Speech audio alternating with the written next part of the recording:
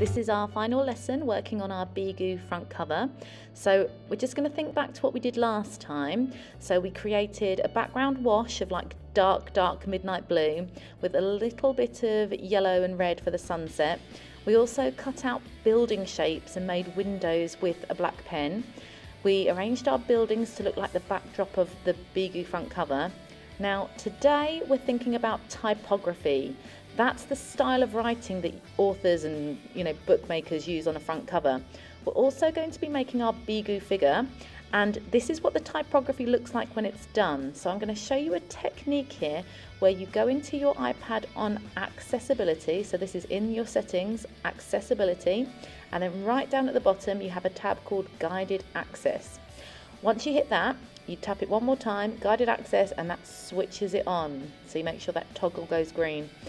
You do passcode settings, set guided access passcode, and then pick something really easy. So for example, 1 2 3 4.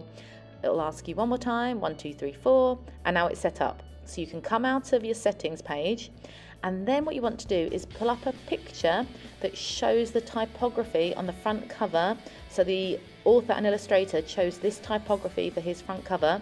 So we're going to have a go at tracing the exact typography onto a piece of paper. Now we're going to turn guided access on, because otherwise your iPad will wobble around, the image will wobble around whilst you're trying to type. Now the first time you use guided access you will have to set this rectangle up. So I'm just demonstrating here how you can change the size of this rectangle. What you want to do is pull it right out to the corners so the whole page is in guided access. That means the image won't wobble around whilst you're leaning on the iPad or tracing. So I'm going to recommend you tape your paper down to stop your paper moving, and then you follow the outline of the lettering for Beegu. Now here's the next tip. Cover the back of your Beegu writing in white chalk or white oil pastel or white crayon if you have any of those, and then using a really pointy pen like a biro ballpoint pen, you're going to press as hard as you can and go over your lettering. Now you'll get a really faint outline of your typography, but it should be enough for you to copy over the top. Now if you don't have a white pen, which a lot of children won't do, you can use white pencil, white crayon, even white paint if you're really careful. I've actually outlined my letters with a blue pencil just to make them stand out a little bit more. So that's what your page will look like with the typography added. The next step is our Beegu.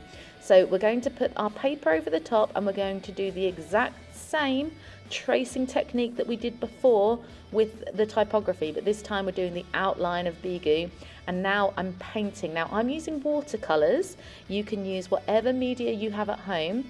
I'm also doing a technique where I do kind of darker areas and lighter areas, and the way I make the lighter areas is just by adding water. I just make the pigment a little bit more thinned out. The next thing I do is draw all my outlines in black pen, and then I'm going to cut Beegu out. Do not do your pen layer until she's dry. If you add black pen when she's wet, it will go smudgy.